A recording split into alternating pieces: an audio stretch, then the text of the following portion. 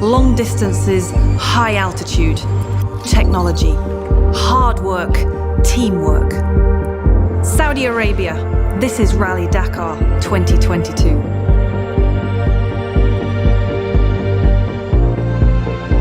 The Audi team, driven by the new RSQ e-tron, will start the rally on the 1st of January 2022 in Hail, a historic rest point along ancient trade routes.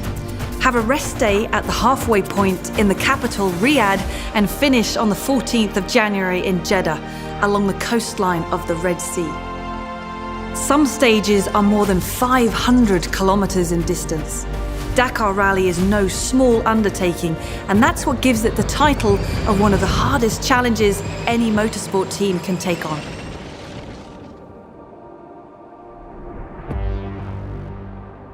So Julius, why has Audi decided to take on the Dakar Rally in the upcoming year? You know, I'm lucky enough to be the head of a company and a team with such a rich history in motorsport. Starting with the Quattro domination, the S1, Pikes Peak, to the circuits of the DTM, the Formula E, and of course Le Mans.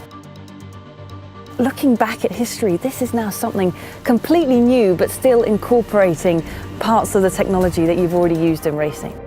We want to be the spearhead of technology, and this is what is absolutely new for the Dakar, for the desert. We came up with the solution that it is an electric-driven car, but the energy comes also from the TFSI engine that recharges the battery. So we are, so to say, quite confident that this is gonna be a good start for us. Tell me about the people behind this. There must be so many people involved in this project and the innovation. I mean, we have the best people you can get for such a project. They want to make the impossible possible. I like that. Yeah. That's what progress means to me. Yeah? Thank you so much for your insights, Julius. We will now be joining Emil Bergqvist as he tells us what the job of a co-driver entails. The main job of the co-driver in a stage is try to find the right way first, but I have to be a bit like a manager for the driver, and then also to work with the car, because in the end you also want to try to do the stages with no problems on the car, for example. So just try to bring the car home every day, and for sure also not to get lost is really important. Much like co-drivers during a rally, our next team members help to lay out a logistical and technical map of how everything functions during the entire Rally Dakar project. There are many people working behind the scenes, and we're lucky enough to be joined by two of them, Stephanie and Benedict. Hi, Molly. Hi, Molly. Stephanie, briefly, what do you do day to day in deployment and organization?